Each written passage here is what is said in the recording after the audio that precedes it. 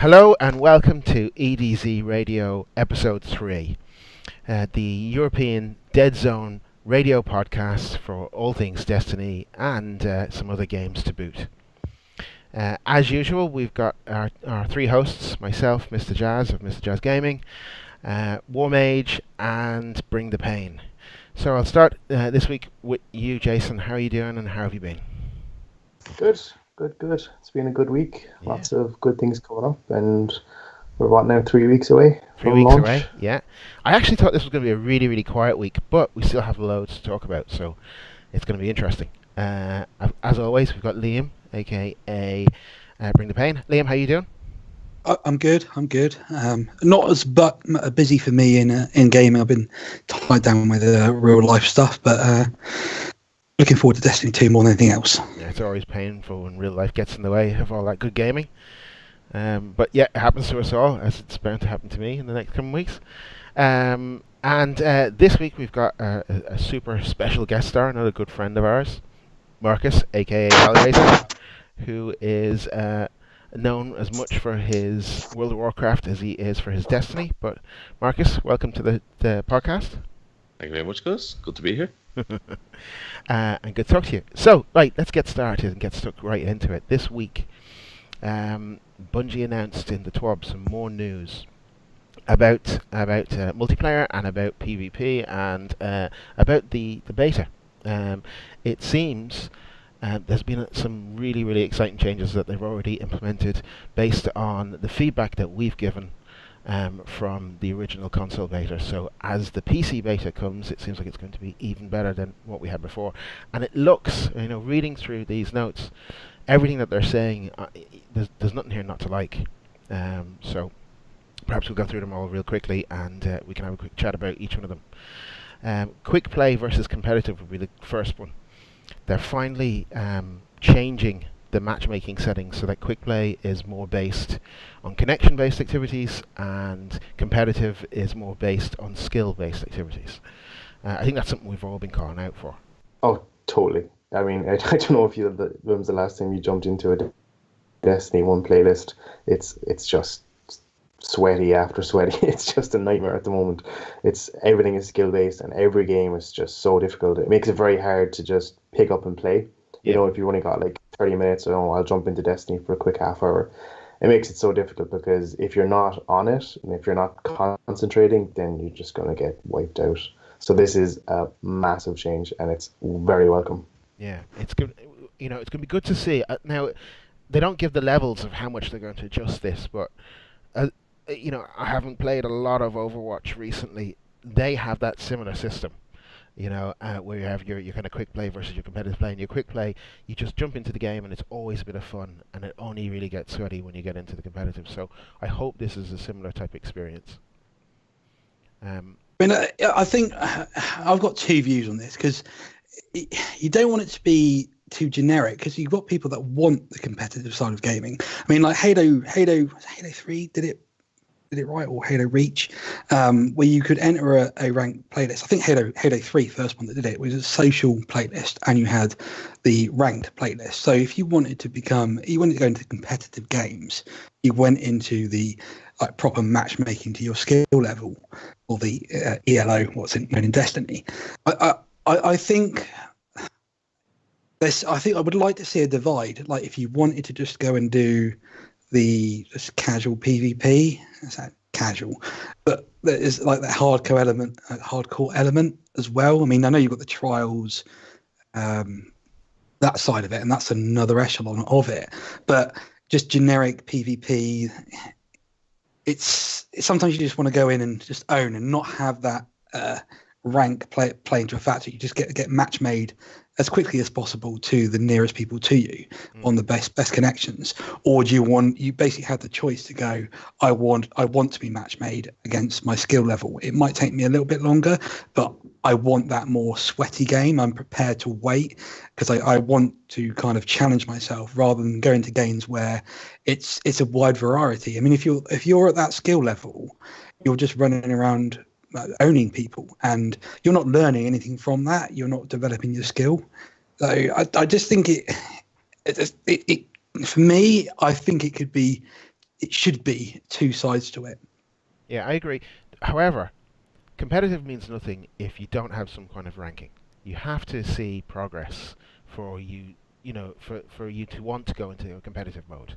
There has to be something different that you're getting as a result of going in competitive mode. Otherwise, why not just do the quick play? Yeah, that's a fair point. You should also you're hoping there'll be some sort of reward system as well. Yeah, there has to be a reward system. They really should have. I mean, I think again, playing a lot of Overwatch, but I think Overwatch are doing it really well in that they very obviously show you what rank you are. Your MMR, your competitive season rank, and that can go up or go down, and it's the challenge. That's the challenge that you're looking to improve on the whole time, by and the reason, as well as the rewards. But that's the main reason for going competitive, to get that rank up. So I'd like to see something similar to that. They did say something about there being seasons in Destiny 2, so it's going to be interesting to see if this plays into it. I have a feeling they are going to, and I know they're keeping a lot close to their chest, but I have a feeling they are going to announce some form of competitive seasons to it, which would make a lot of sense for me, I think. It's similar to, you have a similar system in World of Warcraft as well, don't you, Marcus? Where yeah, for both, you've got competitive play and you've got casual play, both in battlegrounds and in arenas. Battlegrounds, you've got your normal run-of-the-mill sign up for them, and then you've got your rated battlegrounds where you're going in with a select group of 10 people. Yeah, and that's your competitive usually 3 mode. healers, 7 DPS, and that's your competitive mode, yeah. Yeah. Or you sign up to the casual one and you can be pitted against anything, including groups of people. Exactly, and you're not going to go into that competitive mode if there's no ranking for it. Exactly, yeah. The ranking is what it's all part of it. So I think they have to bring that into it.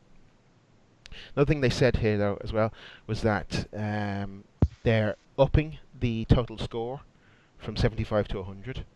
And they do say a little later on also that they've improved the speed at which you gain your super. They've reduced the overall cooldown on the super. So with that and the extended round score, that should allow us to, to not get everybody getting their super in the last 5 to 10 seconds of the game. And also it might allow, if you play really, really well, it might allow you to even see 1 or 2 supers before the match finishes. I think that's a really welcome change as well.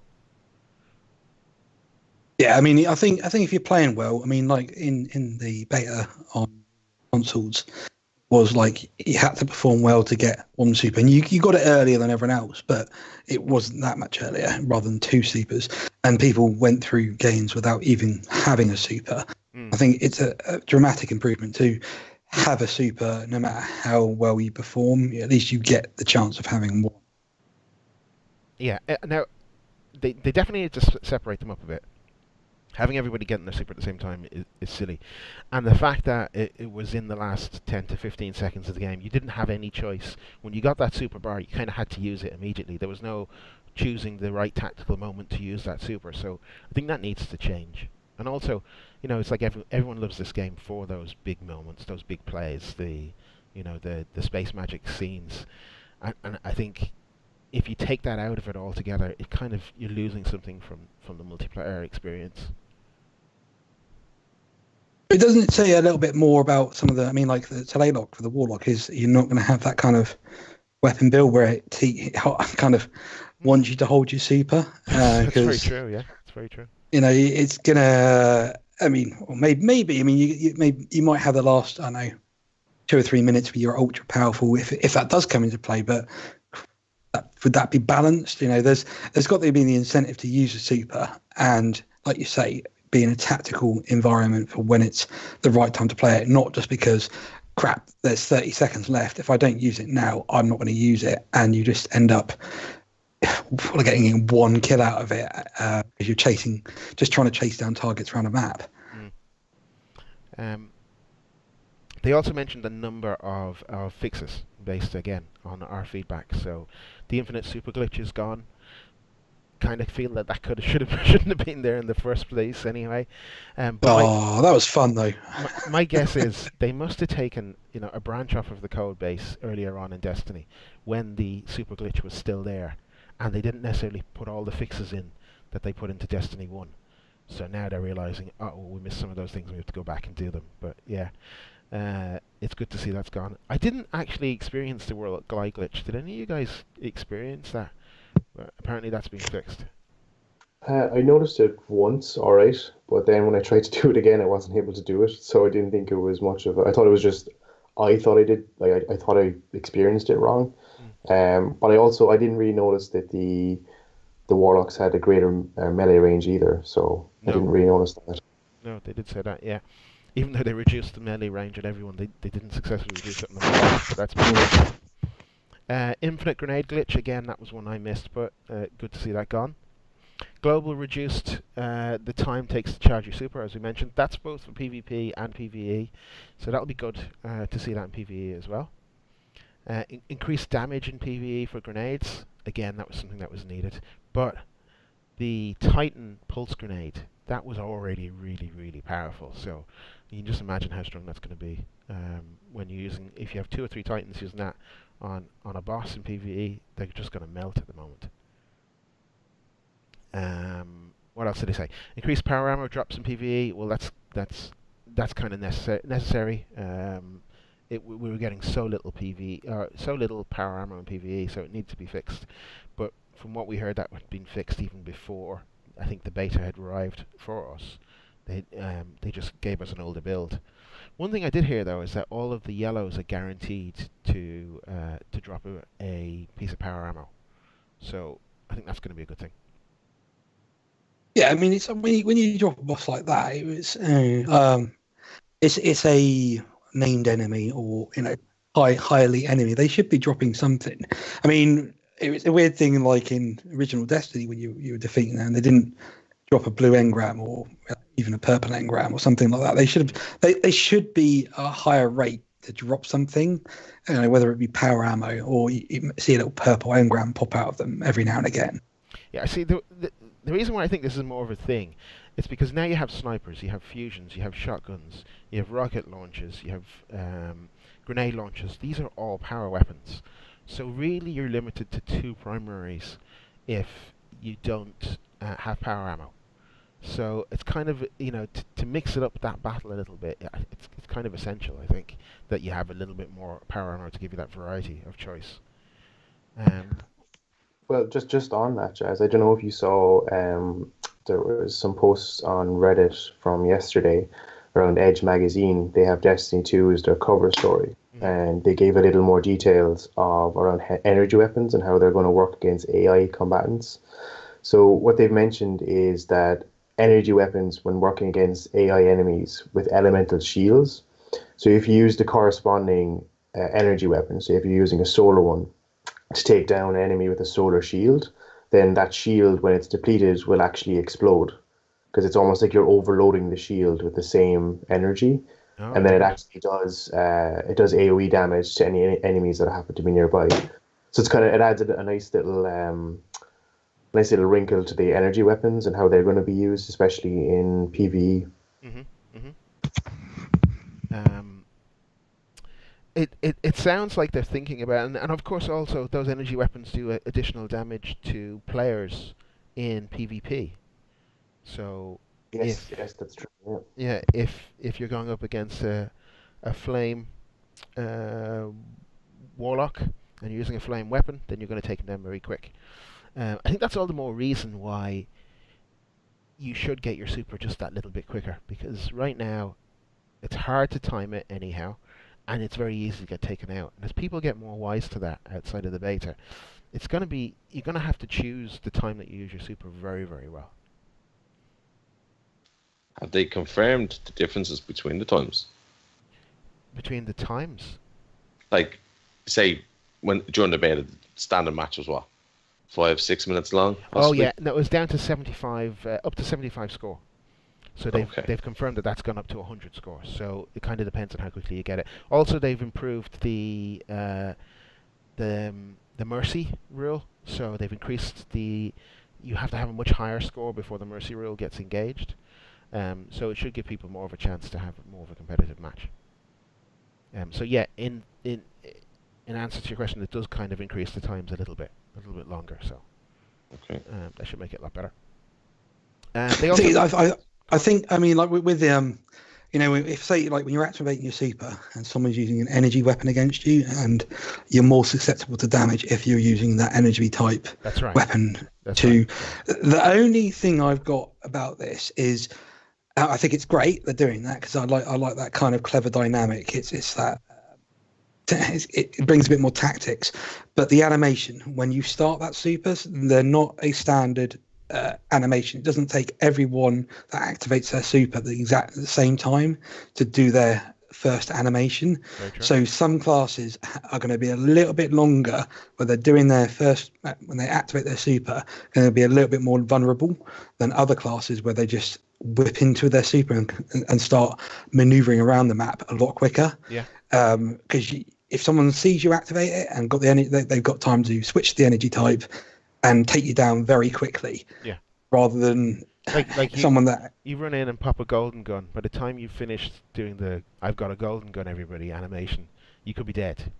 Whereas a striker titan, his opening animation is to slam on the ground and destroy everything around him before he starts. You know, so he gets a bit of an advantage there. You know, as he kicks off.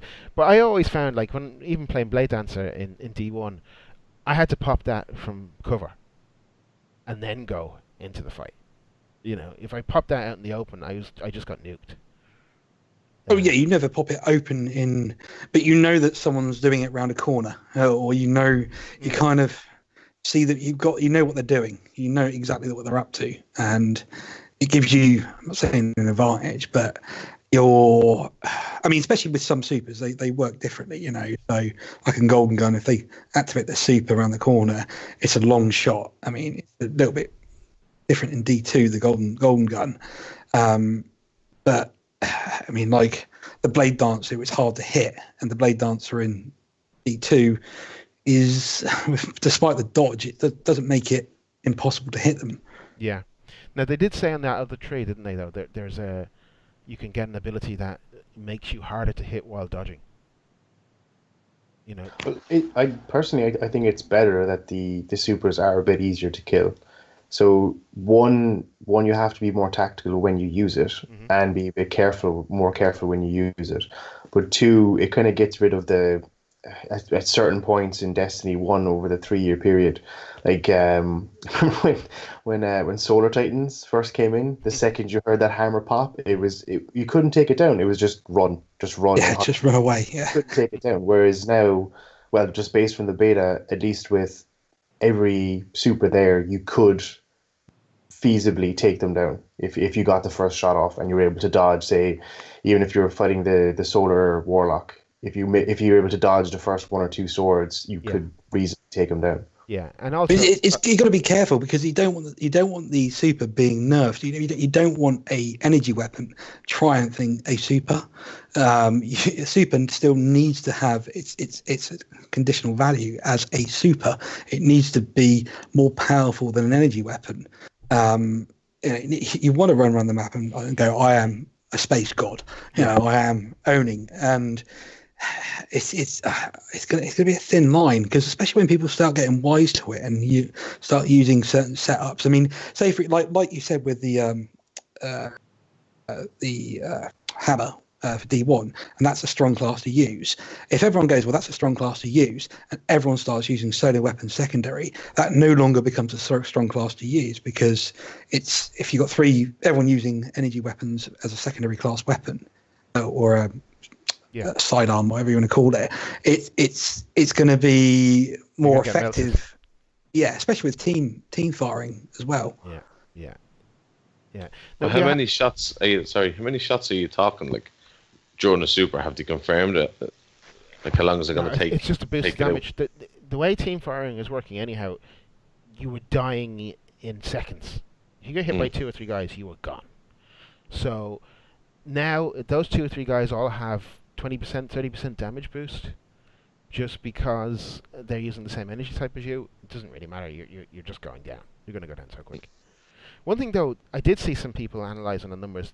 The kinetic weapons were doing more damage than the energy weapons, and I wonder if that's because of for the same reason. You know, that an energy weapon is only at full effectiveness when going up against that energy type. Yeah, that would make sense. I mean, that was the way with in D1, with the matching of elemental type. So it would make sense. Some of the other things that they said. There were more questions about the. I really didn't think this was as big a deal as it's turning out to be, but there were more questions about the way that you can capture video on PC, and a lot more people complaining about it being a bigger issue. But one of the things that they did confirm is that they are going to have things like FPS counters in, because you're not allowed to use any kind of overlay in any of the audio programs, and you can't use things like fraps in it. Fraps just won't work. So all of that monitor performance can come. Jazz, just a question on the overlay with audio. Does that mean like the likes of Discord and TeamSpeak, they're all gone? No, you can use Discord and you can use TeamSpeak, but what you can't use is the overlays that are built into Discord and TeamSpeak. All right. So, the way Discord will tell you who's speaking at any given moment, that won't work. Like Skype as well gives you an overlay as well. Like Skype gives you an overlay as well, yeah. None of those things will work. Like Fraps, the way Fraps records both video and puts the FPS, that won't work. So any third-party apps that you're using that gives you an overlay with additional information, they're not going to work.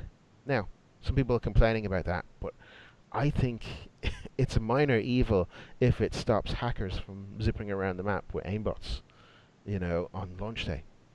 And that's what they're trying to avoid.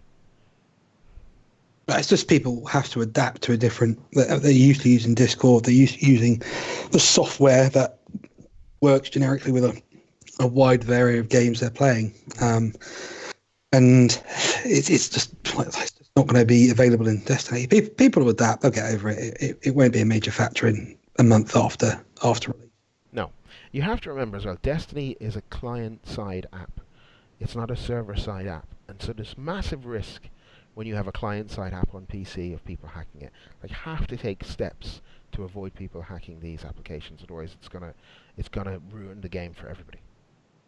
So I think it's a good thing to do. It's different in other games like World of Warcraft, like Overwatch. These have dedicated servers, so they're able, and everything is really server-side, so they're able to use a different methodology for cheat protection. Bungie have to take steps like this, otherwise we're going to have a rotten experience when this game does land. Well, I mean, the biggest example of them all is The Division. That game has been just destroyed with hackers and people being able to get in using the very tools that Bungie are blocking by doing this. So, it's in my opinion, it's very, very few people it's going to affect. It's a very, very small, part of the community that's even going to be affected by this. So it's, again, we've said this before, we said this last week, it's the benefit of the 99% of people who are going to be playing. Exactly. One last other thing that they did have in the 12 this week, and that's the announcement that this week is the very, very last weekend of Trials of Osiris. It's officially finished. It's being laid to rest. So, would any of you guys tempted to go back to it just to play it for one last go? I think I'm going to give it a go tomorrow. Oh yeah. I think myself and the brother are going to give it a go. He's never been, so I think we might just give it one or two goes maybe tomorrow, which would be Monday, so the last weekend or the last day of it. So we'll see how that goes. I believe it's open to all maps. There's a whole range of maps on it for this last one. Yeah, it's going to rotate between, I think, every map that was ever used for Trials is available. So it's totally random which one you're going to get. That's good. But from what I hear, the meta it's pretty bad at the moment. It's sticky grenades and it's icebreaker and IS Luna or bust, really. Yeah. I think we're just going to give it one go, and then if we're having fun, we might give it maybe one more card, but we're not going to do any more than that. I know it's the last one, but go ahead. Do you think Trials of Osiris was a success? Is it something that they need to bring back to Destiny 2, or do they need to modify it before it arrives? I think it's going to be modified. especially with D2, that they've confirmed it's going to be 4v4 rather than 3v3. I think it was an unquestioned success, even from just people watching it on Twitch. You know, if you look at the directory on the weekend, it's all people who are playing Trials, especially say early days when it was first launched. And I think a lot of streamers have pretty much made their careers off bringing people to the lighthouse or getting people to the lighthouse and being able to show off their skills.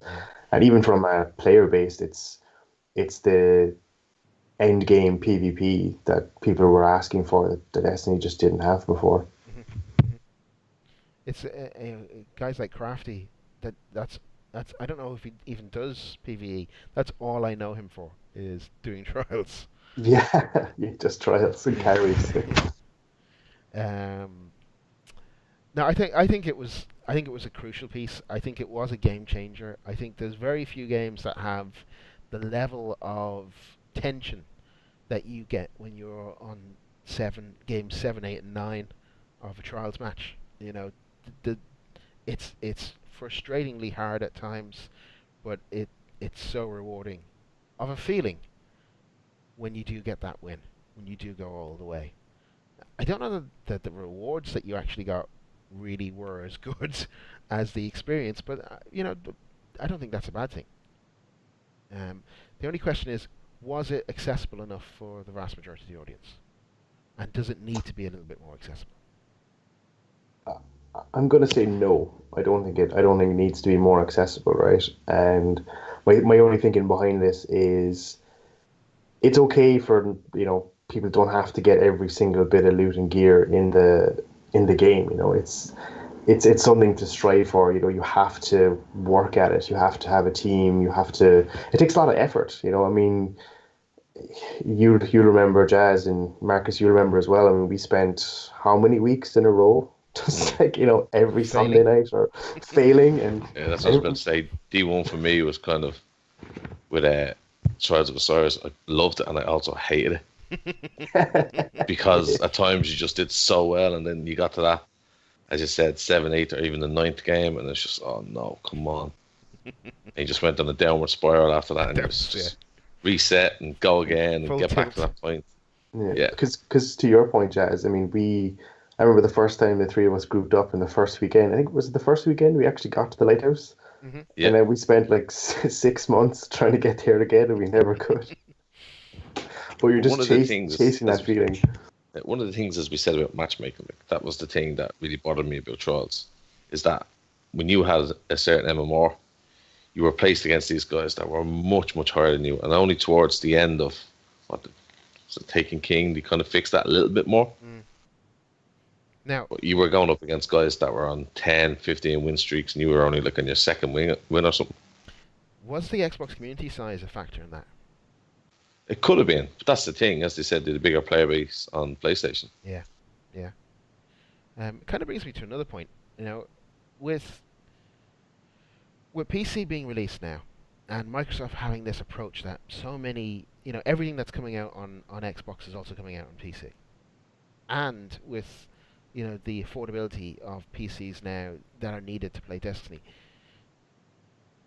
Is Xbox going to suffer here? Is what I'm getting at. Like, Sony has the exclusive content. PC has the better specs. What's the reason for people to stay on Xbox other than their loyalty or the fact that it's their current infrastructure? And are we going to see a lot of people migrating from the likes of Xbox to either PlayStation or to PC? I think it's going to depend on how it plays out on Xbox One X, like how it's going to look, how it's going to feel. Well, they are saying it's going to be the same 30 FPS that you're getting on PlayStation. It is going to be 4K, but it's supposed to be an uncheckerboarded 4K from what I've heard. So I think it'll look slightly better than the PS4 Pro version.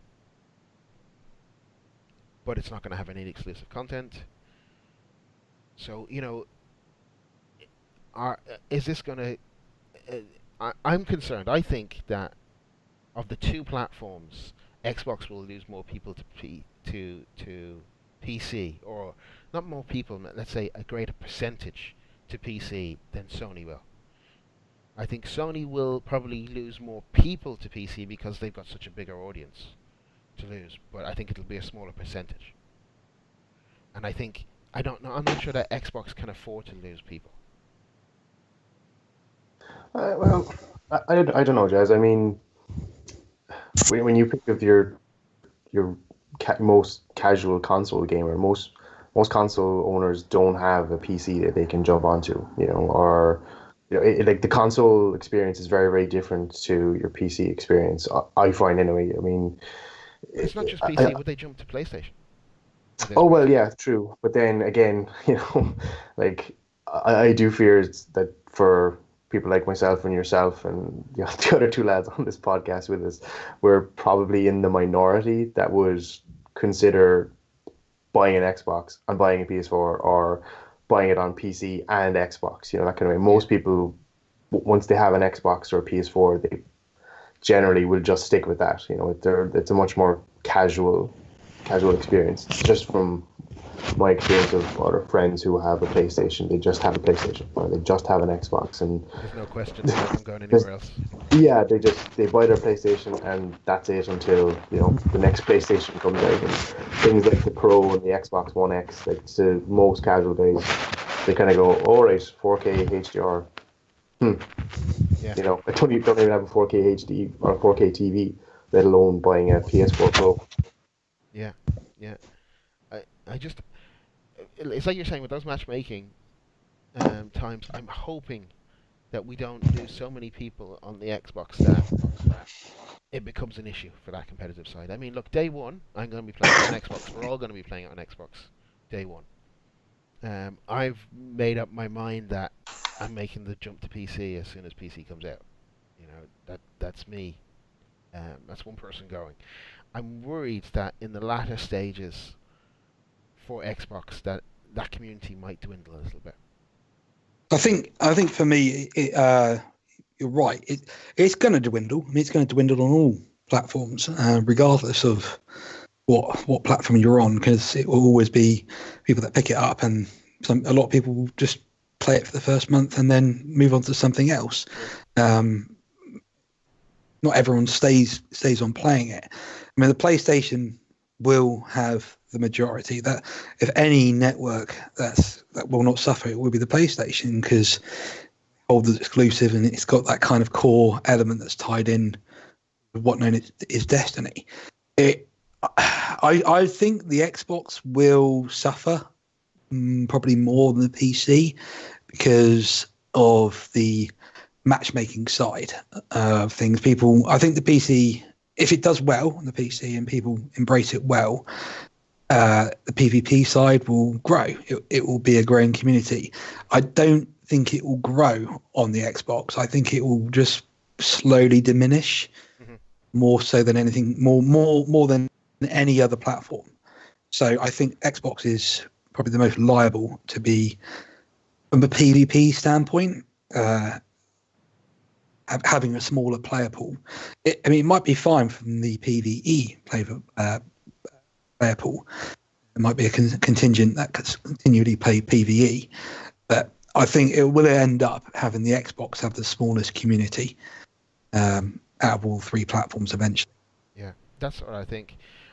I think, I think streamers are going to influence where people, the big streamers now, are going to influence where people go and where people play, and, I'm watching a lot of these, like we all do, and they're all saying, well, I'm definitely going to be playing on my PlayStation. I'm definitely going to be moving over to PC as well. I'm not sure if I'm still going to be able to keep my Xbox character as well. And there's always that. We talk about the likes of Crafty doing his carries and things like that. You have to be in that platform. You have to be in that in a place where he's playing in order to have any chance of playing with these guys. And do you think that will also have an influence on where people start to play a game like this? I mean, you're looking at a game like this if you're playing it for the long haul, you're looking at a 2 to 3 year window before this game gets changed. Again, go on. It depends, on launch, right? So you might have the guys that, okay, I'm Xbox, I play Xbox, therefore I'm going to get the Xbox One, I'm going to play Destiny 2 when it comes out and that, and then they might compare it to how other people are, as you said, streaming, throwing up videos, seeing their gameplay, seeing how it's working out for them, and then they might jump ship. Or you might have guys that go, no, straight away, I'm going to move to PC, or I'm going to move to PlayStation, and I'm going to go from there. Then they turn around and say, you get the other side of things, you go, okay, that's not really great. I'm going to move back to what I know. Yeah, or where all my friends are. Yeah. I mean, I think that's the big thing that's going to keep people on the likes of Xbox, is having a clan already, having a big gang of friends that are there, and they're the people that I want to play with. I think that's the one thing that's going to drive it. And, you know, I still think that I love Xbox Live. I think Xbox Live is a brilliant place to play games. You know, I was reading only on Twitter this week that they're changing the way your gamer score works now to show how someone like us, right, might have put 1,000 or 2,000 hours into Destiny. Why should they have a lower gamer score than everybody else, you know, who have been playing lots of different games? That should be rewarded as well, and that should be showcased as well. So, you know, hitting huge milestones in a single game will also have they'll have some way of expressing that and rewarding that, you know, that type of gameplay. And I just think that's a really smart way of approaching, you know, your audience and looking after your audience. We know they've got a much faster network than the PlayStation has. We know that they're solid. That Xbox Live is just solid, and so it makes me it makes me all that more sadder to see a game like this, which is so groundbreaking, kind of getting a second-rate version on Xbox with none of the additional content. We're losing maps. I mean, the last exclusive map and gear that's coming to Xbox isn't coming until after Destiny 2 is released. I mean, that's ridiculous. You know, it does feel like a shun to Xbox, but it's. I mean, how many years ago was it? Was it 3-4 years ago when the Xbox One got released? And the whole console wars was all being flared up. And I remember watching a South Park episode when they were doing the whole it was Black Friday episode and they all rally behind the Xbox, but they go, no, but the PlayStation has a better console, but Cartman's going, but the Xbox has a better network, you know. So I mean, that's where it was hilarious, like South Park always does, and it's bare truth. And you know, at the time I thought Xbox is going to be the better console, you know, but it turned out the PlayStation to be a better overall console, because that's where the exclusive content came from, and that's where people bought more from. It doesn't matter if you've got a lot of people on one really good network when you've got people on another network. That's good. It's not bad. It just doesn't do everything the Xbox Live network does, but it still does the same basic things. I mean, if you throw it back 10 years, yeah, Sony's network was terrible, but they've learned from it and they've made a better network than they used to have. The network, Xbox have a very strong network, but they haven't invested in getting the actual content for people to play on the network. Yeah, they haven't had exclusive titles. You know, they don't understand console exclusivity anymore, because they have to. Everything that they bring out that's exclusive to the Xbox also comes out on PC, and they just don't have the user base. I believe I heard an estimation that PlayStation has sold twice as many consoles as Xbox, even at this stage. You know, so the audience is there. It makes sense if you're a content creator, you know, a game creator, you're going to put it where you're going to fish where the fish are. You know, you're going to put it out to an audience that's twice the size as the one of Xbox, first and foremost. I mean, I think we saw that with Cliffy B's new game. Lawbreakers, yeah. He's only bringing it to PlayStation to begin with, and I believe that's just. I wouldn't be surprised if it's got something to do with the falling out. That hasn't done too well, though. I mean, that hasn't even broken the top 100 in Steam. No, I mean that's a little bit weird. I thought. I mean, I thought, what's wrong with that? I mean, it looks fantastic. It's a beautiful game. It's super fast. That's Blizzard being ruthless. Yeah, they tried to go up against Overwatch, and that was probably a mistake. Someone you don't want to take on. Overwatch just decided to release their summer games on the day it came out. That's just that's killer, man. Yeah, let's just crush them. It's difficult, it's difficult to go up against a game like that. You've got to differentiate your game, and I don't think that it looks very like Unreal when I see it. What I see of it, it looks more like Unreal to me than it does look like Overwatch. But I think they made a mistake by making it a hero-based shooter. I think if they just made the next Unreal. And now he can't do that. But if he made the next Unreal clone, I think that could have differentiated it just that little bit more. Yeah, well, straight away with that game, I know we've kind of switched topics, but straight away with that game, you're automatically going to compare it to Overwatch. You can't not. You can't not. So it's they kind of shot themselves in the foot a small bit. I mean, even when he did his announcement speech, it was mostly about why they weren't like Overwatch. Then it was about just talking about your game, and that in itself says something, Yeah. But yeah, no, that's good. I missed the beta for it, and I wanted to give it a go. I hear the PlayStation version has some serious problems as well. They're losing frames all over the place with it, but it seems to be something to do with the network. And would I be willing to get into a game like that right now? I don't think so. I think it's just like it's like Overwatch on ecstasy. It's just on speed. It's so fast looking. I don't know. Maybe my reflexes are too old and too slow for a game like that. But it just looks daunting to me to even attempt to get into that game.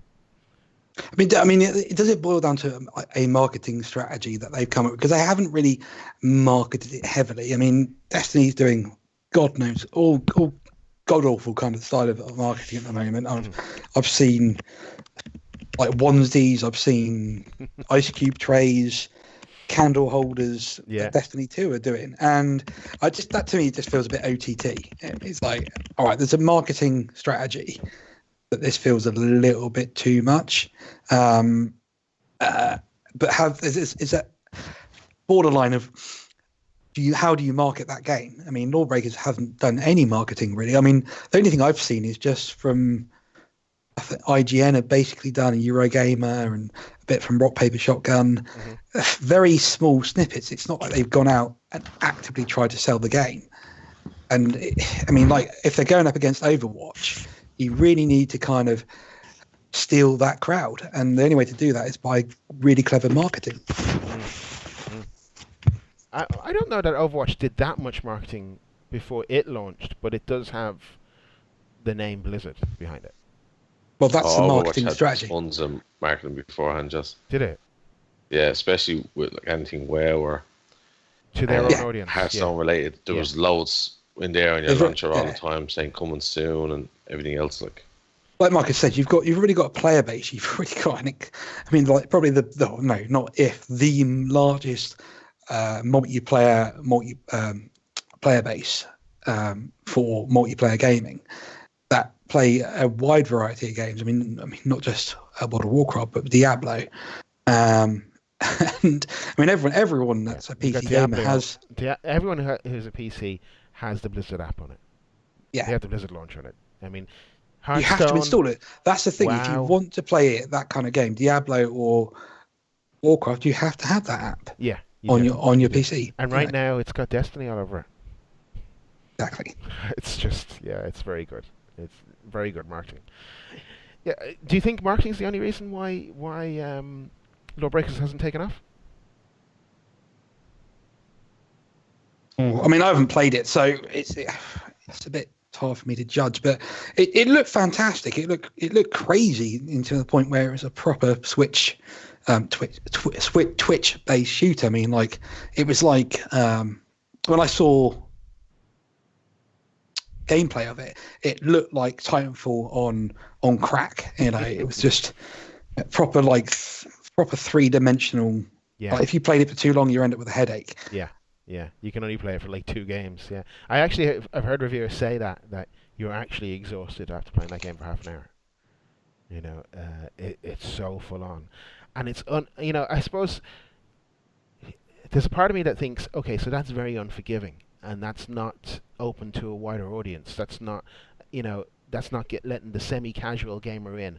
I mean, there are characters in Overwatch that you do not have to be good with gun skills. You just have to be good at positioning because it does all the aiming for you. To an extent, you can play Destiny without going into PvP at all. And so you can play that in a very casual manner. Is it the fact that this is a very hardcore game that's killing it in this day and age?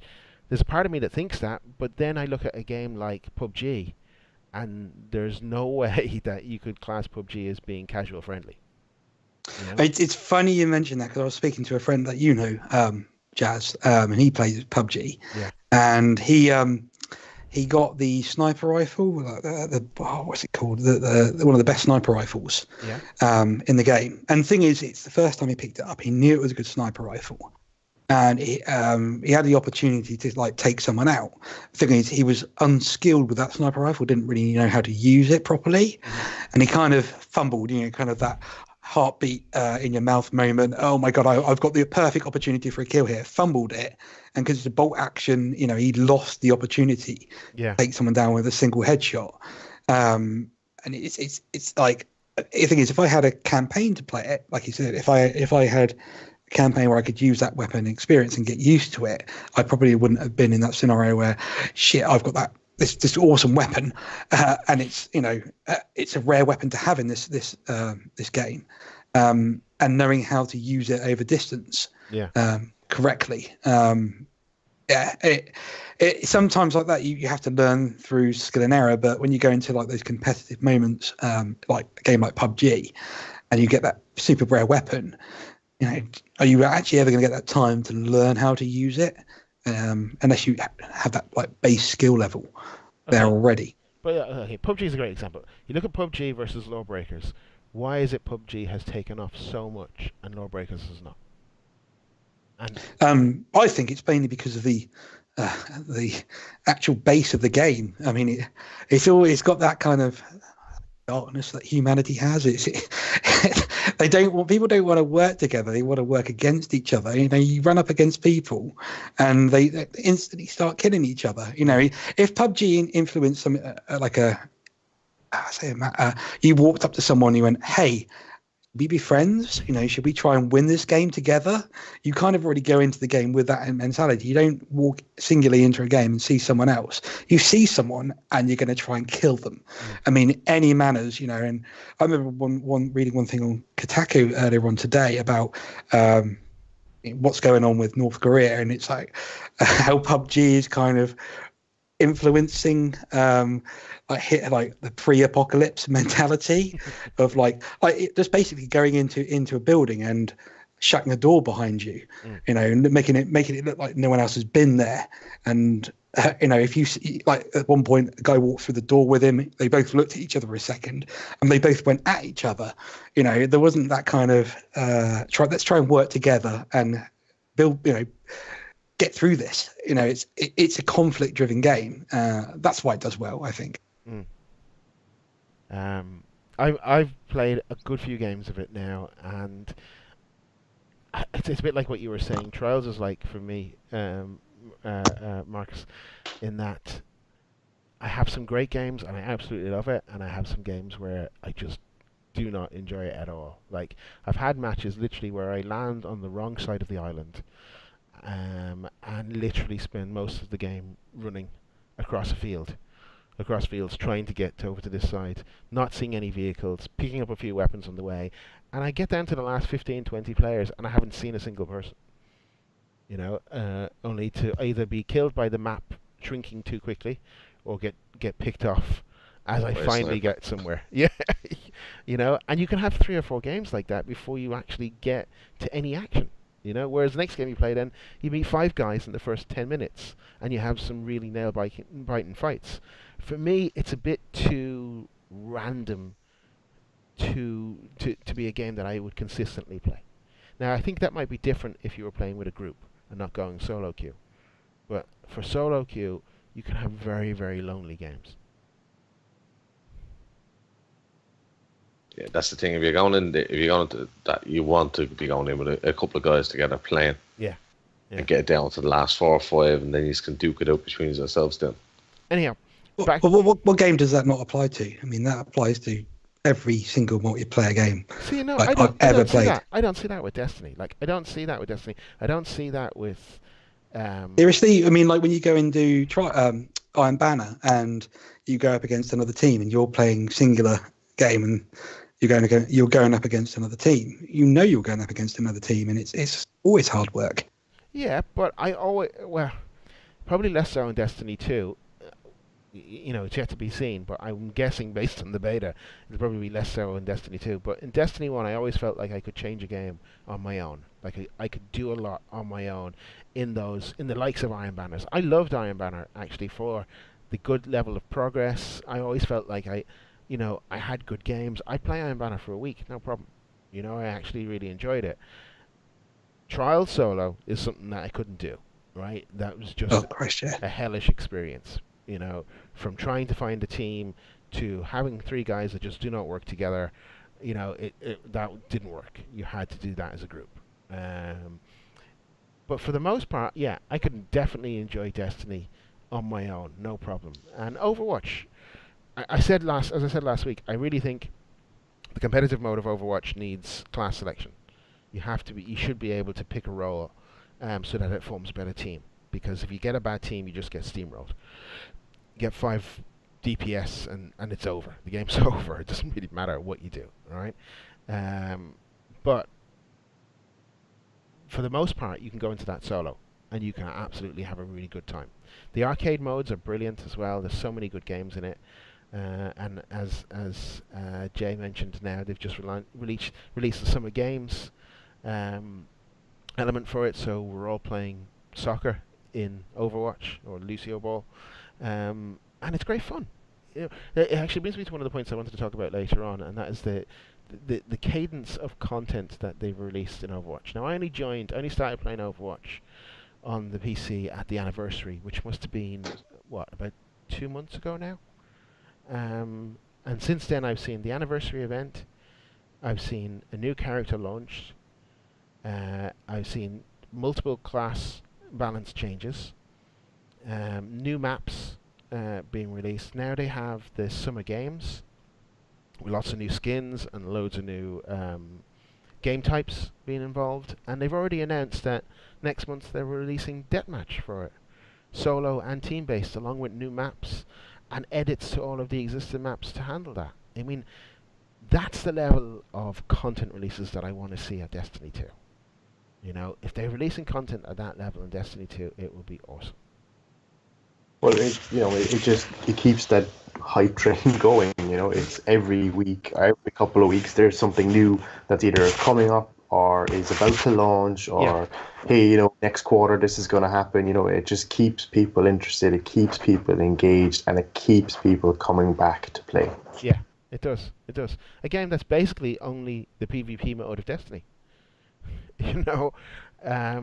And it just keeps you coming back, and there's always seems like there's something new to play.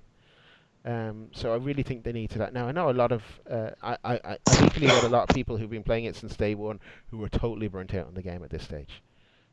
I'm sure they've got a very different experience to me. They've been playing it for over a year, and I'm sure if I was playing only this game for a year, I'd be burnt out on it too. But I think that level of that cadence of releases is really what we need to see. Yeah, I mean, agreed. I think the slight difference with Overwatch compared to something like Destiny is, no matter how much content they bring in, it's still, I hesitate to use it, but it's still just a PvP game, know. Exactly. Whereas with Destiny, when it's new content, it's new strikes, new missions, new raids, so that there is a bit to jump back into and then still play the PvP side of it if you want to, As long as they keep that level of content coming, It's easier to make PvP fresh than it is to keep PvE fresh. I don't know now. Marcus might have something to say about that with the experience of the new patch. No, I mean in the world of Destiny. I mean, Warcraft is. I'm not saying it's basic, but it's the way that levels can be built. Probably easier than the way that levels can be built in Destiny. Correct me if I'm wrong there, Marcus. Yeah, see, you've got that boat in World of Warcraft, and you have it also in Hearthstone as well. So Hearthstone, you still have your PvE and PvP side of things. Like you can go off and you can play against the computer with all the matches. You can do the campaigns, and then if you want, you can go off and play against players, do arenas, that type of thing. Well, it's the exact same. You can just go off, you can sign yourself up to a PvE realm, not have to do any PvP whatsoever, and just play the game like that. Or you can go off and do a mixture of both whenever you feel like it. But good thing is, do you feel, Marcus, like they've had enough content to keep you hooked since the launch of the last expansion? Since Legion has come out, the content has been amazing. Like some of the patches have been hit and miss, but like with all the different PvE and PvP activities, like you've got casual battlegrounds, you've got rated battlegrounds, casual arenas, rated arenas. You've got LFR for PvE, which is like, your very minimal level kind of raids, normal, heroic, and mythic versions. So like there's everything for anybody, no matter what your skill level, that you want to go in and get your hands dirty with whatever it is. I mean, like when you did the basic level raid in WoW, not as it's more challenging than the basic level raid in Destiny, though, isn't it? Well, no, yes and no. Between doing raiding in Destiny 1 and doing raiding in WoW, like, although you've got a smaller team, like, Taken King, for example, 6-man team, like, you could wipe continuously on one of the bosses if someone doesn't do one of the mechanics correctly. Mm-hmm. Mm-hmm. If someone doesn't understand the mechanics of the fight, like with WoW, you're going to have the exact same thing. Like, for example, at the moment, the Legion. So the last tier of Tomb of Sagaris just launched, and you get to fight Kil'jaeden on LF4. Like, today I went in on my Warlock, and the group of guys that were in, we wiped 6 times before we killed the boss on LF4. Because there's one of the mechanics, which it should be there, is if you don't soak these flames that come down, the whole raid takes over 1 million damage and you get a stacking debuff. And that happened, it's like 2 or 3 times in a row, then everyone just falls over. Isn't that mechanics of how WoW works? So you need a certain class in WoW to achieve a raid, whereas Destiny, you can basically do a raid with any class. You can go do a raid with a bunch of hunters, a bunch of titans. You're not predetermined to have a mix. Well, yes, because with WoW you have the class specific of tank, healer, and DPS, but that can be any type of tank. It can be any type of healer. It can be any type of DPS. It doesn't have to be, like, say, a druid tank or a monk tank or anything like it. It can be any of the above. Whereas, and I think in taking, what I mean is, like, you still need a healer class in that build. I mean, despite if they're not the best healer, you still need someone to kind of buff and debuff and heal. Whereas Destiny is a bit different. You can go in a bunch of warlocks. I mean, sometimes that was the thing to do. Everyone had self-res as a bunch of warlocks. I mean, we'd done some raids like that. We were all warlocks, and we all just held on to our self-res. I think the point, though, that Marcus is making is that it's not so much about whether or not you had the right team set up. It was about people knowing the mechanics. Mechanic, exactly. Yeah, I get you. Yeah. Well, what was it in D1? I can't remember the last boss in one of the raids where you needed a Titan bubble to be able to survive certain phases. Yeah. Like you've similar things like that, and any kind of game that you're pitted up against bosses in a raid scenario, there is something, yes, that you're gonna have to have in order to do it correctly.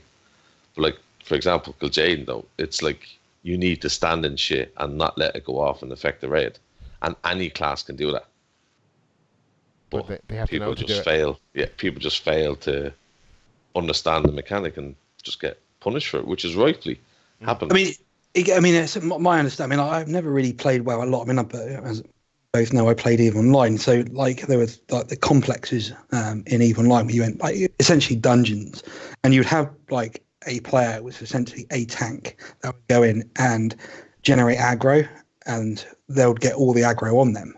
And you have people sat very, very far away sniping your glass cannons, as we called them back in the day. If they took any slight of damage, they'd be wiped out within seconds. So, like, it was the job of the tanks to generate aggro and soak up damage. And that was like the effective way of going into these conflicts, like staging the battlegrounds. So you put the tanks in first, so they would put themselves in a position, and then the DPSs would go in after, and then retreat back to a safe distance. But I mean, that again, that boils down to mechanics of the boss. You know, I mean, the bosses move around in. You know, you don't have that option in Destiny, because I mean, like in the Last Strike, that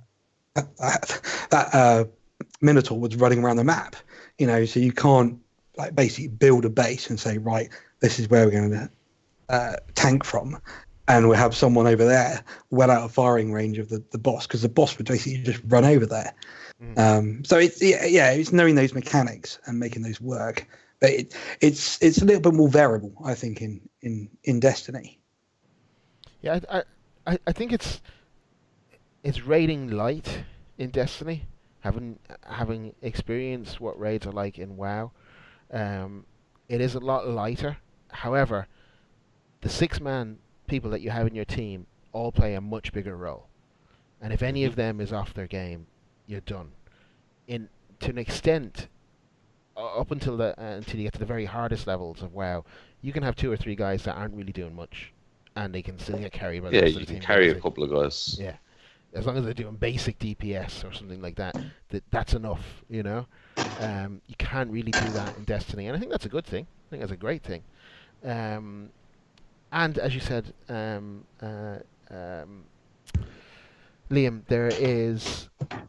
you can have a variety of roles. You don't necessarily have to have all of the same builds, all of the right builds. You can have everybody play the same class and still get through it, which is great.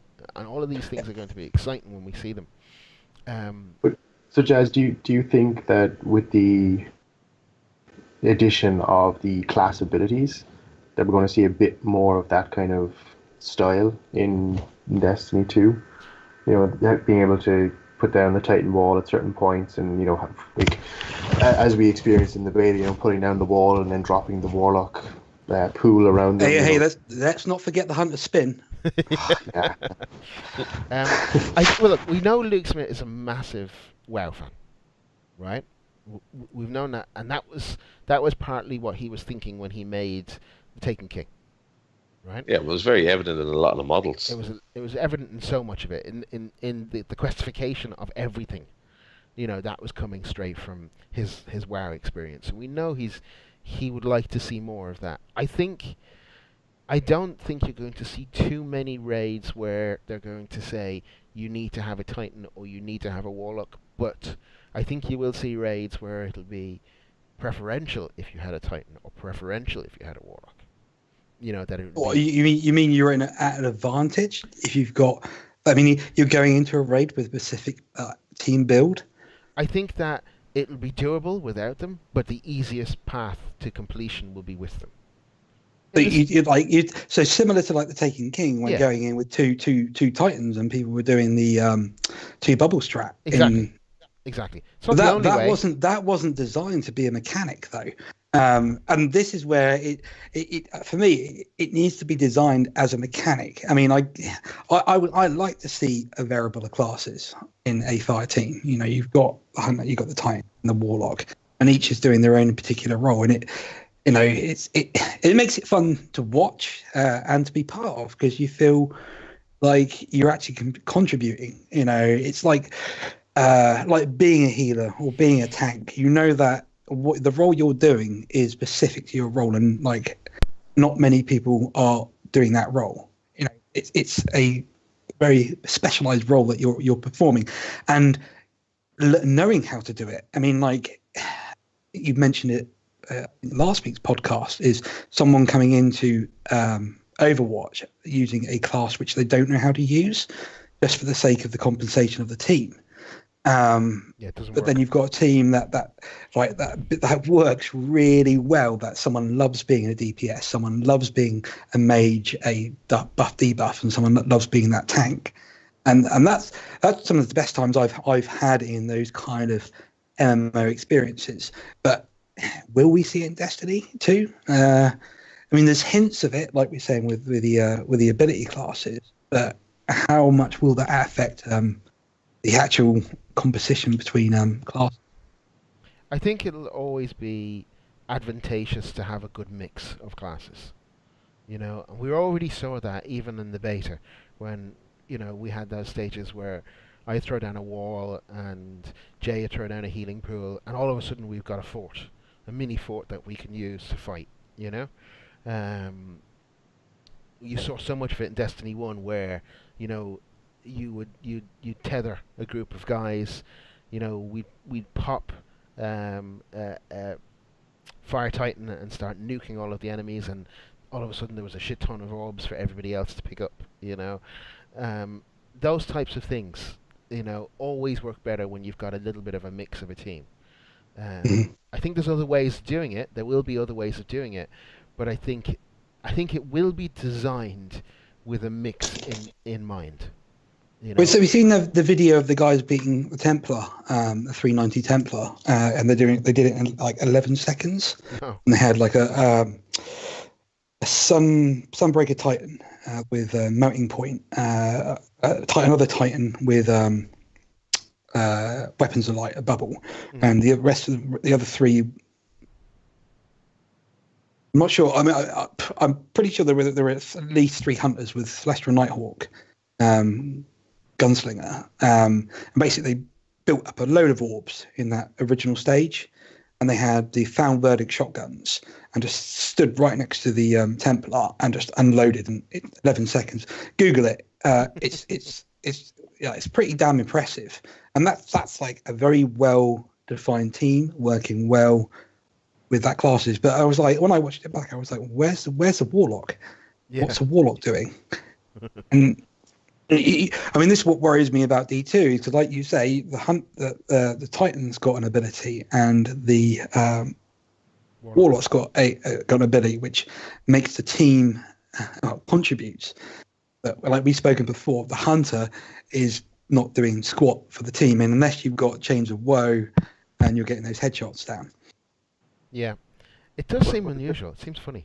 Yeah, just on that actually, I mentioned this earlier about the Edge magazine cover story, and there's one interesting comment. Now, they don't say what it was, but they did mention that there was a few things revealed to the magazine when they were at Bungie that they were asked not to reveal, and literally says one involves the Hunter class, but it left the reviewers very happy that the class will shape up very well, and we think people will be very happy when they see it. So maybe there is something that we just haven't seen yet with the Hunter. Yeah, I wouldn't be. I'd be very surprised if they'd leave them completely out of having any kind of team synergy. There has to be things that's going to help the team, And I wonder. I still have an outside suspicion that we might see the third classes appearing very early in D2. I just think. I mean, God, I hope so. I mean, I main Hunter, and the last thing I want is to be the least contributing to a team. I mean, I struggle enough as it is, when I'm not actually doing anything where it's contributing actively to a team where I don't have any abilities. I can just spin around, look really pretty. It's not going to contribute to the team, and it's like I said earlier on about feeling like a team and working together as a team. Yeah, but if we see the old Void Bow coming back and Tether coming back, then you're going to feel like you're playing a huge part with the team. It could be that the builds that we're seeing for the Hunter are very PvP builds, and we're not seeing the PvE builds for the Hunter yet. Yeah, it would be interesting to see what they do. Actually, just staying on the WoW comparisons just for a small bit. this is something, Marcus, actually, when I heard you were coming on, I was really interested to get your opinion on this, because we'd actually discussed this on our first podcast. And it's about around so far from what we've seen, the Destiny 2 seems to be kind of moving away from the min-maxing of your characters they've changed the ability, so that you're not selecting, this ability or this class node or this node. You're selecting now a grouping of nodes. So you either go one or the other. I was really interested to get your take on it, coming from WoW, where there's so many different ways you can min-max your character. And just with Destiny 2, that from all appearances, they seem to be kind of moving away from that kind of MMO style, which I was hoping they'd kind of lean more into. And I know a lot of other people were. I think Dado had a few videos on it, but he always gets criticized for him wanting to be Destiny to be WoW light almost. But I was just really interested to kind of get your views on it, coming from your WoW background. See, with WoW, it kind of went the exact same way as what Destiny did. It went full on min-max and everything, then went real lie, and then it went back again, and now it's kind of got the perfect balance at the moment. Now at the moment, as Legion now is maybe a year old at this stage, are coming up to it. Now they've turned around and said, okay, yeah, we understand that you used to hate, because you used to have reforging in WoW, where every time you got a piece of gear, you were going back and you were basically changing the stats on every single piece of gear you got. Now they don't have that. They haven't had it since Mr. Pandaria. Now they're kind of have that with the relics come 7.3, which is when we get to go to Argus.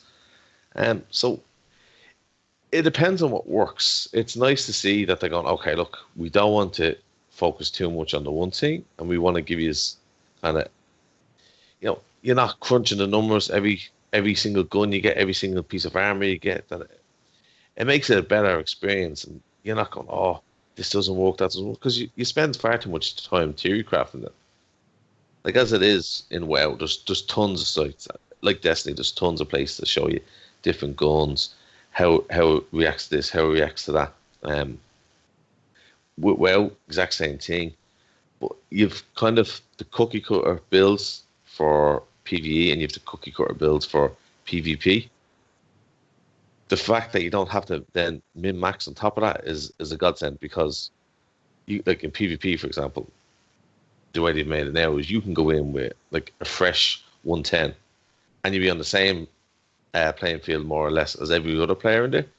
The only difference would be kind of gear level, where you might have, say, an extra 400 or 500 hit points, and that's literally it. And whereas before, it used to be all about getting the PvP gear, and you got, you had more PvP gear than the next guy. You just came over and you decimated him. Whereas now you don't have that. And PvE, it's the same as always. Unless you have gear, you're not going to do well. You're not going to be able to compete with the other guys. But you have certain level ranges of PvE, as I was saying earlier on. You've got LF4, which is for your lower level guys.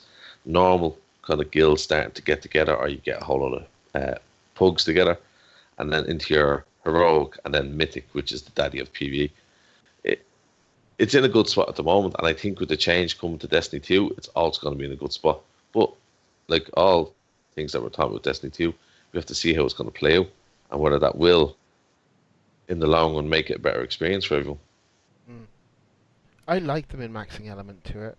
I think we don't fully know how the those modifiers are going to work. What do they call them? The new modifiers you have on the gear. You can buy armor. Armor. No, there's like attachments that you can put onto each gear now. And it looks like, what is it called? You know, they're at the bottom. It's like adding a silencer onto a gun or something like that. Or the weapon mods. Weapon mods. That's what I was looking for. Weapon mods. We're not fully sure how those weapon mods are going to work yet, and what the level of complexity, level of depth that's going into those weapon mods. A lot of speculation going on in that, but some of the weapons, when we looked at them, had slots for like 25, 30 weapon mods. And you're kind of wondering, are you going to be able to use all of those? Because maybe you can highly modify weapons. They've also said that the base value of every weapon is going to be the same. So if you get a the devil you know type pistol, it's going to be exactly the same for everybody. You're not going to get one with different stats or different abilities on it, but you can modify it. So I wonder what level of play, what level of complexity is going to come into that modification. That's weapons, but I don't think that applies to armor. See, I'm not sure. I think it might. I think what armor comes with roles. I think it's weapons that are predefined roles. And that's just my understanding, is to stop those to be used weapon in PvP, where when it comes to min-maxing, you're min-maxing your intellect, discipline, and strength, armor, agility, and the other one. Armor, agility, and recovery. And recovery, yeah. I think that will start to be... from my understanding, that's where the min-maxing comes from. And you're grinding for armor rather than weapons. You get the weapon that you want, and you grind for the armor. And that makes the smallest difference. But in top-end PvP, if you've already got that God roll weapon, that's available to everyone. It's not defined to someone that gets very lucky or has the ability to grind for hours and hours and hours and luckily get that drop. It becomes a very minor difference on the armor ability level. Mm-hmm. But do we have mods for armor as well? The same way we have weapon mods? I think there are mods for armor, yeah, but I think there's still base level stats. Right. I mean, I'm might be wrong. I very possibly might be wrong. No, I think you're right. You can definitely adjust the stats, because I remember even in the last beta, I was adjusting my stats to have like maximum armor on my character. So you definitely can adjust those, but we don't know really how well the mods are going to work, and that could add a real level of depth to the. Yeah, but what I mean is their basic role. Is it a fixed role? Is there an armor piece that drops? I think is it always going to come with a certain amount of intellect? I don't know. I've got a feeling it might be variable. The thing is, though, you can definitely adjust the amount of recovery on it. So but then it's. I mean, you can do that in Destiny 1. You can you got that. Intellect or discipline. You've got that variation if you want to bump it up or not. But that does have better roles in some armor sets, where some armor sets are high intellect and high discipline. You go for that. I can't. It's mind block now, but I can't remember what we used to call it. But you get that perfect role where you can build an armor set and you get max agility, max discipline, max intellect, and then get a 1 or 2 on your strength as well. Yeah, because nobody wanted strength. But then some armor pieces roll with lower stats, so you would never be able to achieve that. Very true. It's all theory crafting at this stage, really, I suppose. But I wonder will we see any? We might see a little bit more when the PC beta drops, as it's a newer build. So I wonder if they'll show us any different armor, things like that. I'm going to be honest. You're not going to see anything until the game drops. I mean, you'll see what we want. I say we want to see. We'll speculate like we're speculating now off a beta, but until we see that end game content, the loot that's dropping from that end game content, the exotics that are available, what we want to make our builds like to optimize our classes, to the fire teams that are in, it's all speculation now, and that's why it's a great time. It's a fantastic time to be speculating. Yeah. On the topic of speculation, right? So one of the other things that we talked about it briefly last week. One of the other things that they launched was this new PvP trailer, and the amount of speculation that went into that as people analysed it frame by frame by frame. One of the common things I saw being discussed was the amount of damage that was happening with certain weapons and with certain attacks. So there's a point where I think a Titan shoulder charges somebody and one hit kills him. There was a point where a guy body shots with a sniper rifle for 310 damage, so one shot body shot kill. I think they very much amped that up, the damage, just for the trailer, so it looks fast paced and it looks, action packed. But there were some interesting snippets that you could see in that trailer. Some new weapons. We finally got a look at the back, the FPS point of view of the Cold Heart, and I didn't see many people mention this, but I don't know if you noticed, they have a very clear visual of the heart of that gun on the back of it. So you see the ammo and you see the ammo draining out, but it all seems to drain into the heart. And I'm wondering, does that play a part in how you use that weapon? I really think that's going to be a weapon where you have to manage heat with it, and also I'm guessing that the longer you fire that gun, the more violent the shake is on it. It makes sense. You essentially charge the chamber. Yeah. Firing chamber. Yeah. There was did you see that really weird weapon? There's a scene in it where he jumps over a shield, a Titan shield, and he takes out three of them. He blinks forward and then turns and takes out three of them with some, it's like almost like an energy rocket weapon or something. I don't know what it is. Yeah, it was a bit strange. And there's a very cool looking shotgun as well. Seems to fire lightning, I think it was. People also noticed some old gear. The Tankonaut helmet on a Titan, and there's a Titan piece of armor. Not a Titan, sorry, a Warlock piece of armor. Warlock, yeah. Starfire Protocol. Yeah. I wouldn't think too heavily into that. I would hope that we're not going to be seeing old armor coming back. But I wouldn't read too heavily into it. It could be just something that looks similar to it. I think it was DCP that said it, their podcast. But what if that wasn't an exotic? What if that's now a legendary item? Now not as powerful. It doesn't carry the same exotic perks. It just carries the look. It's like a retro look that you can have to one of your builds. It's not an exotic piece. It's an old exotic, but it's now a legendary. No, it's not. Yeah, it's at such a lower level, it doesn't even get that rank. It's lost its light, or however you want to call it. Not that exotic piece of armor. It worries me a little bit if they're bringing back old exotics like that, because I just want everything to be new. I don't want anything from Destiny 1. You've lost it all. That's the whole point. Yeah. You don't want to have to earn it all over again to go, hang on a minute, I had this in Destiny 1. I want something new. Yeah, I think it should be all new stuff. It really should be. They're bringing...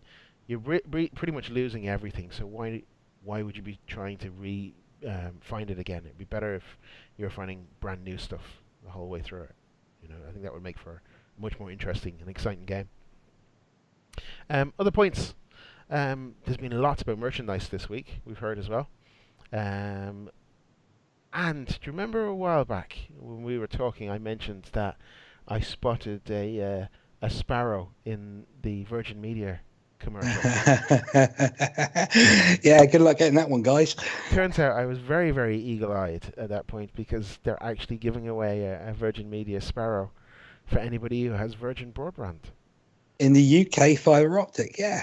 It works to be in my advantage in post-Brexit Britain, for once. It works to live in the European dead zone. So have you got that? Have you got Virgin Fibre? Yes, yeah. So there's a site you can redeem it on. And can you do that already? No, I think it's the day I went on it the other day. I think it said the page doesn't exist yet. But there's a link to it on one of the Virgin Media blogs. But yeah, apparently on release you can go to the website and redeem it. And get it. And is it UK only? You essentially have to log in. UK only. You have to log into your Virgin Media account and then you get a code, I believe. I don't know how it's going to work, but that's how you log in, you get that code, and then you can redeem it and get the Isn't it Virgin Media branded though? This is one thing I heard. It's got red, Virgin Media. Red and white. I heard it's got some Virgin Media branding on it though. Oh, I don't think so.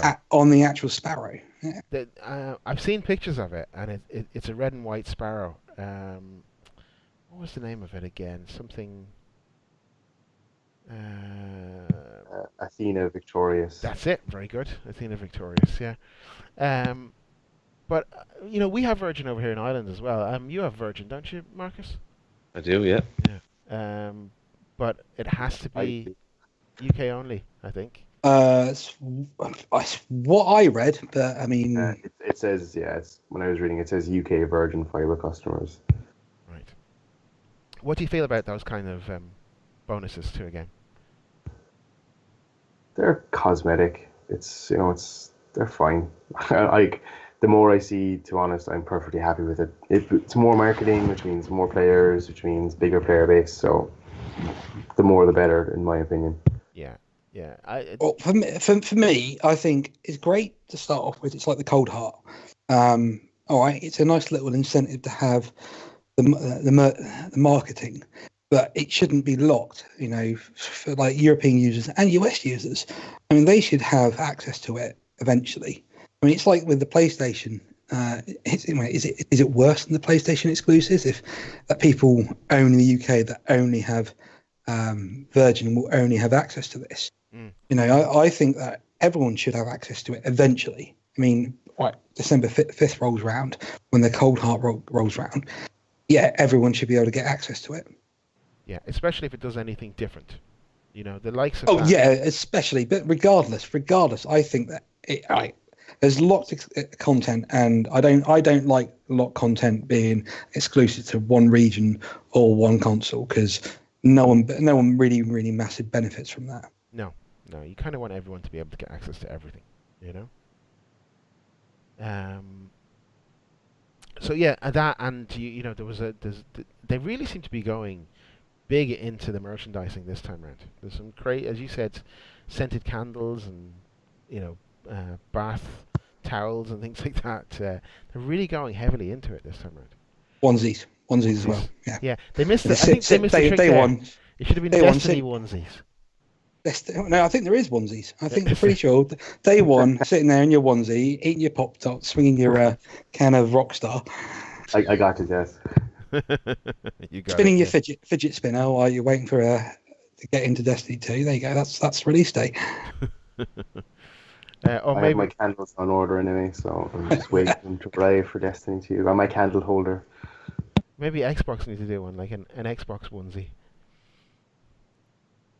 That would be a 1X now with the new one.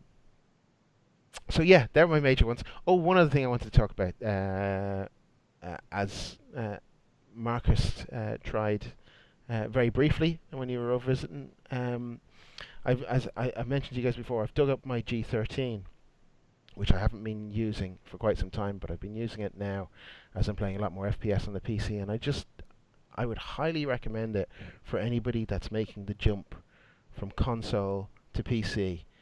And, give us a reminder what a G13 is. So G13 is it's a small sort of ergonomic keypad that you use with your left hand, and for people who are jumping from joypad to mouse and keyboard, using the arrow keys or using the WASD can be a bit tricky.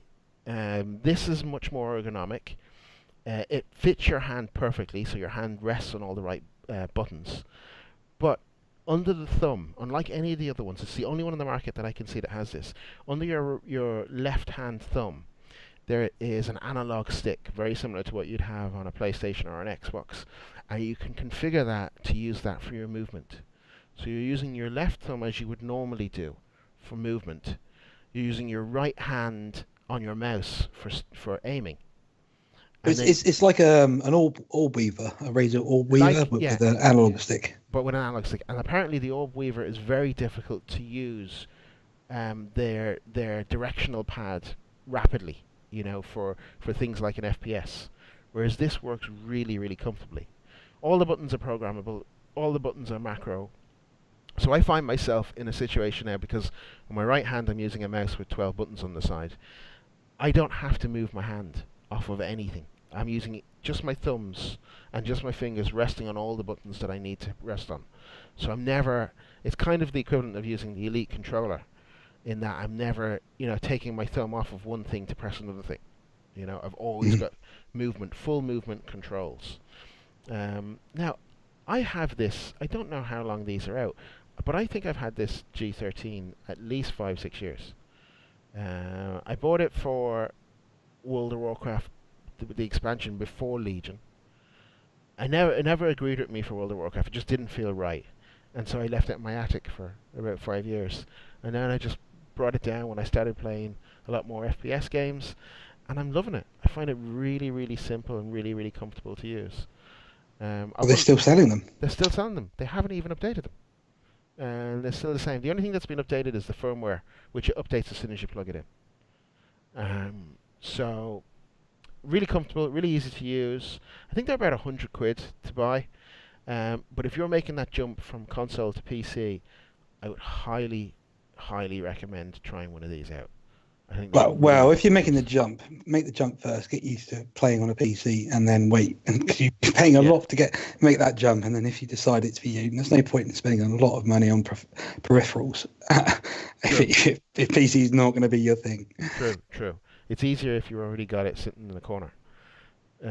But yeah, I think it was really. I really, really recommend it. I think it's really, really simple to use. I mean, Marcus, you would be a arrow keys kind of player, right? Are you still there? Maybe he's on mute, or maybe we lost him. Fallen asleep. Yeah, but I had Marcus over visiting, and he gave it a go. Had a game of Doom with it, and he seemed to pick it up straight away. You know, he had no problems with it.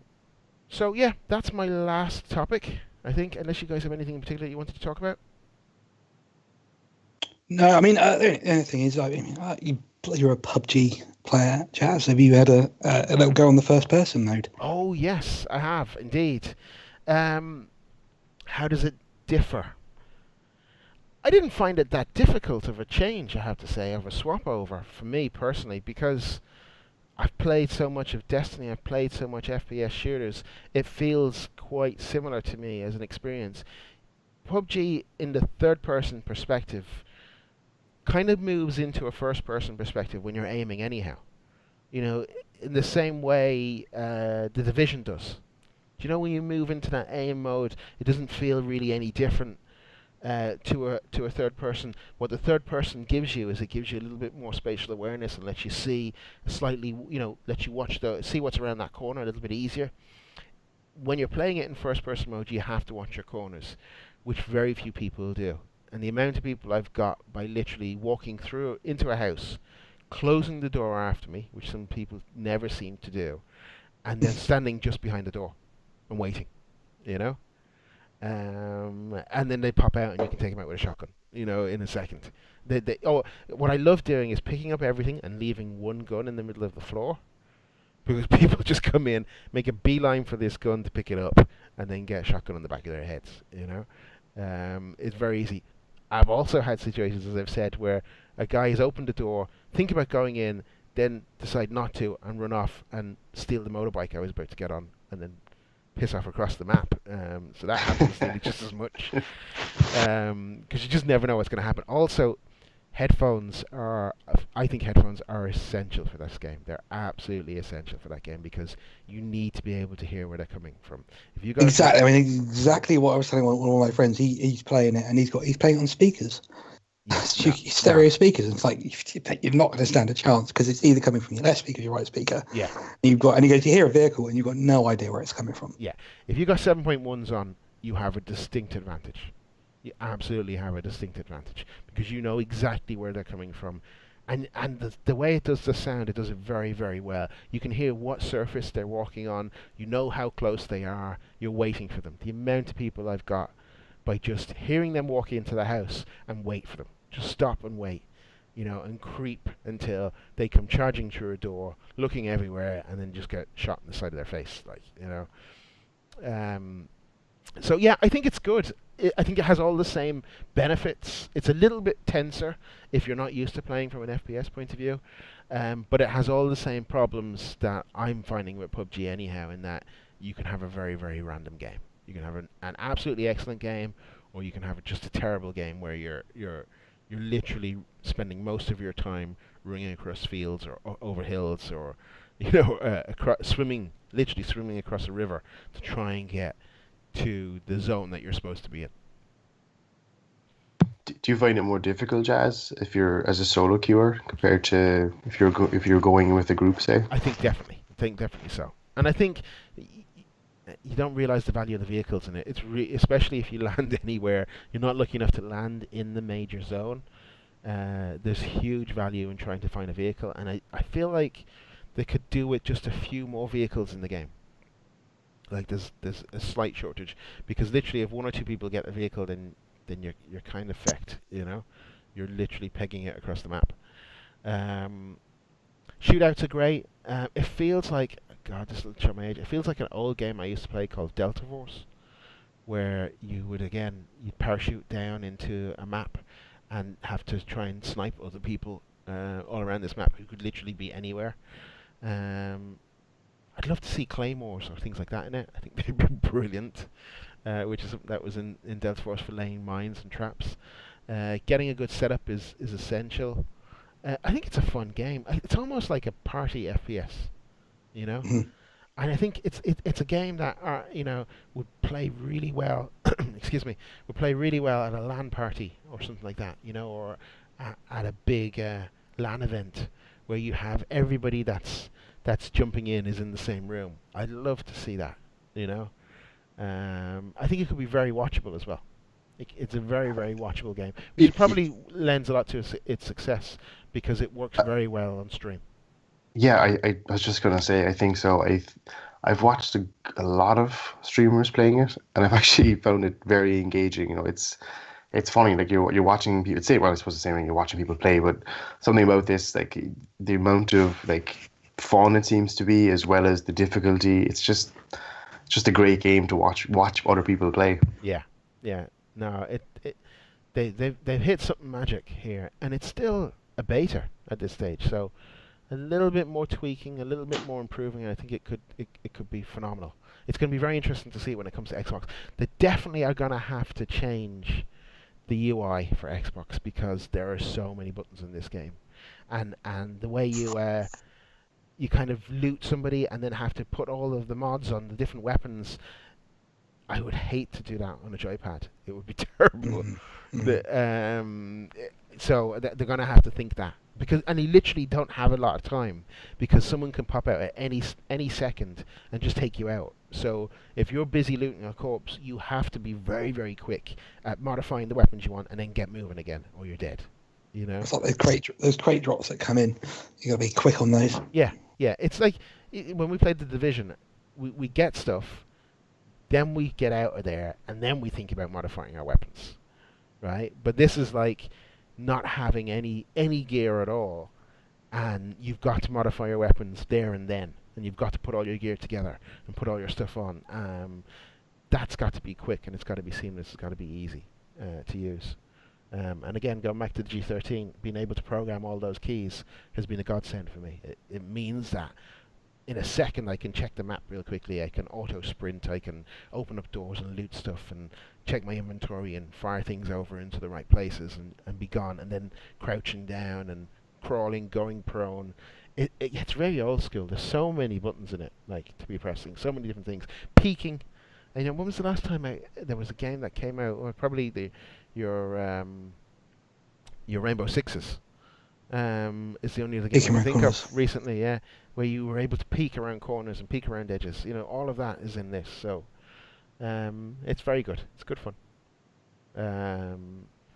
I'm still finding that Overwatch is the one that pulls me back time and time again, but every now and again, especially if I team up with a really terrible group in Overwatch, I rage quit and then have a few games of PUBG. Oh, you rage quit, Jazz? No, I don't really. I wait until the end of the round and then I rage quit. But yeah, it's good. It's good. Definitely one that I'd love to see you guys pick up a copy of it when you get your new rigs. Pick up a copy of it and we'll have a go of it together.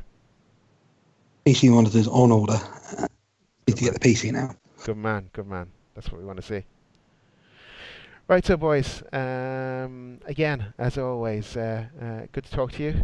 I think this is a long one today. Again, for a week where I thought we're nearly 2 hours. For a week where I thought we didn't have much to talk about, that's not bad going. Right, Payne, where can we find you? You can find me on YouTube at Bring the Pain, X Bring the Pain X, and on Twitter X Bring the Pain X. And Warmage, where can we find you? You can find me on Twitter at xwarmage. You still there? Yep. Sorry, can you hear me? Yeah, I lost you there. I said Twitter at xwarmage. I heard that. Oh yeah, sorry, my mic just died. Yeah, you can find me on Twitter at xwarmage and on YouTube under the same name. Perfect. And I believe we can also be found now on SoundCloud. Isn't that right, Jay? Yes, we can. Yes. So if you just search EDZ Radio or European Dead Zone Radio, you can find us on SoundCloud, which is great because you can actually download it to your phone and you can download it offline, so you can listen to it if you don't have a Wi-Fi or 4G or 3G connection. So if you just download the SoundCloud app, so we're there and we'll be uploading each episode. And if you just follow us on Twitter, we'll be posting as soon as it goes up on YouTube and on SoundCloud. Perfect. Marcus, are you still there? Marcus is gone. Marcus is gone. All right, cool. Well, you obviously had to drop out. As always, you can find me on YouTube under Mr. Jazz Games, Mr. Jazz Gaming, I should say, and on Twitter under Mr. Jazz Games. I'll put links to all of our Twitters and YouTubes in the description, along with links to any of the videos to back up the stories that we've been talking about this week. Guys, thanks again, and I'll talk to you soon. Hey guys, take care. Cheers. See you then. Bye.